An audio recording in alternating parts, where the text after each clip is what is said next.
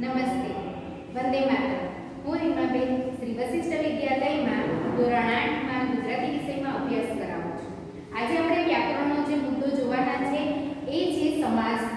સમાસની અંદર આપણે જોઈએ તો એના 7 મુદ્દા છે, 7 પ્રકાર છે.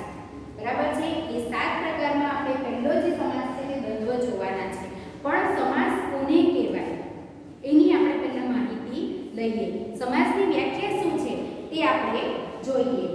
બે કે તેથી વધુ પદો જ્યારે એક પદ બને ત્યારે તેવા સમસ્ત પદને સમાસ કહે છે.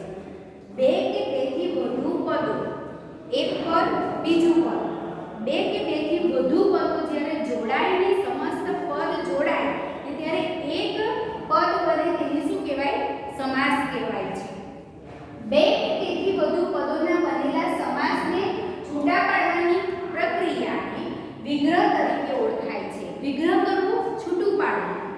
શું કીધું છે એ કે બે કે તેથી વધુ પદો સમાસને છૂટા પાડવાની પ્રક્રિયા, એ સમાસને જ્યારે છૂટું પાડે તેને શું કહેવાય? વિગ્રહ તરીકે ઓળખાય છે. વિગ્રહ કરવું એટલે છૂટું પાડવું. હવે આપણે જોઈએ સમાસના પ્રકાર. સમાસના મુખ્ય 7 પ્રકાર છે. જોઈએ આપણે. પહેલો છે દ્વંદ્વ સમાસ, બીજો છે દ્વિગુ સમાસ, ત્રીજો છે તત્પુરુષ સમાસ, ચોથો છે કર્મધારય સમાસ, પાંચમો છે ઉપપદ સમાસ, છઠ્ઠો છે બહુવ્રીહી સમાસ અને સાતમો છે મધ્યમપદ લોપી સમાસ. આપણી ગુજરાતીની ચોપડીમાં ચેપ્ટર નંબર 12 ની અંદર દ્વંદ્વ સમાસ છે અને ચેપ્ટર નંબર 21 કમાડી ચિતરિયા મેં એની અંદર દ્વિગુ સમાસ છે. આપણે આ બે સમાસને ઊંડાણથી માહિતી લઈશું, પરંતુ આ બધા સમાસો આપણે જરૂરી છે, કારણ કે ધોરણ 8 ની અંદર આ બધા પુનરાવર્તનની અંદર બધા સમાસનો સમાવેશ થયેલો છે. એટલે આપણે બધા સમાસ જોવાના છે. અત્યારે આપણે જો માત્ર એક જ સમાસ જોઈશું, દ્વંદ્વ સમાસ. દ્વંદ્વ સમાસ કોને કહેવાય? જોજો, 8મા ધોરણમાં સમાસનો પાયો છે, 9મા ધોરણમાં પણ સમાસ છે અને 10મા ધોરણમાં પણ સમાસ છે. એટલે કે આપણે 8માંથી જ આ સમાસને પૂર્ણ રૂપે સમજી લીધું હોય તો આપણને 9મા અને 10મામાં તકલીફ પડે નહીં. પહેલો જોઈએ આપણે દ્વંદ્વ સમાસ. દ્વંદ્વ સમાસ કોને કહેવાય? તો કે ભાઈ દ્વંદ્વ એટલે જોડવું, બે પદોને જોડે તે. દ્વંદ્વ સમાસ એટલે જોડવું. જે સમાસમાં જુદા જુદા પદો એક સરખા મોભાથી જોડાય અને જે એકમ બને તે સમાસને દ્વંદ્વ સમાસ કહે છે. સરખા મોભા સરખું મહત્વ ધરાવતા હોય એવા શબ્દો જ્યારે ભેગા થાય એક એકમ બને તેને શું કહેવાય? દ્વંદ્વ સમાસ કહેવાય છે.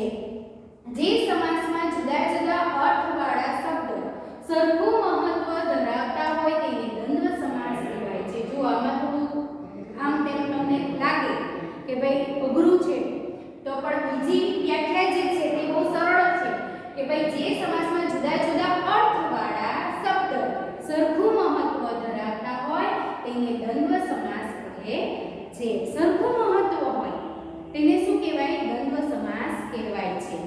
જુઓ, દ્વંદ્વ સમાસના 2 પ્રકાર છે. એક ઈતરેતર દ્વંદ્વ સમાસ, બીજું છે વૈકલ્પિક દ્વંદ્વ સમાસ. ઈતરેતર કોનાથી જોડાય? અનેથી જોડાય, અને વૈકલ્પિક શાનાથી જોડાય? કે થી જોડાય. આપણે ઉદાહરણો જોઈએ એટલે વધારે ખ્યાલ આવે. પહેલું છે રાધા કૃષ્ણ. રાધાનું પણ એટલું જ મહત્વ છે, કૃષ્ણનું પણ એટલું જ મહત્વ છે. આપણે મંદિરની અંદર કોઈ દિવસ કૃષ્ણની એટલી મૂર્તિ જોઈ નથી, રાધા કૃષ્ણની સાથે જોઈએ છે.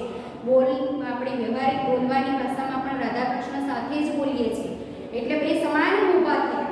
આ બંને શબ્દો સમાન છે, સમાન મહત્વ ધરાવે છે. એટલે શું થશે? રાધા અને કૃષ્ણ. ઈતરેતર એટલે અનેથી જોડાય, સરખું મહત્વ ધરાવતા હોય તો અનેથી જોડાય.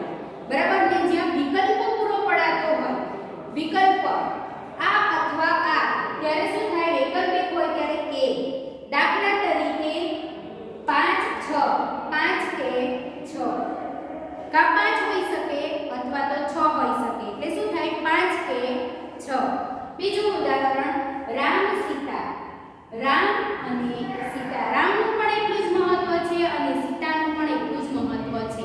બે સમાન મોભાના શબ્દો થયા એટલે શું થયું? અનેથી જોડાયા.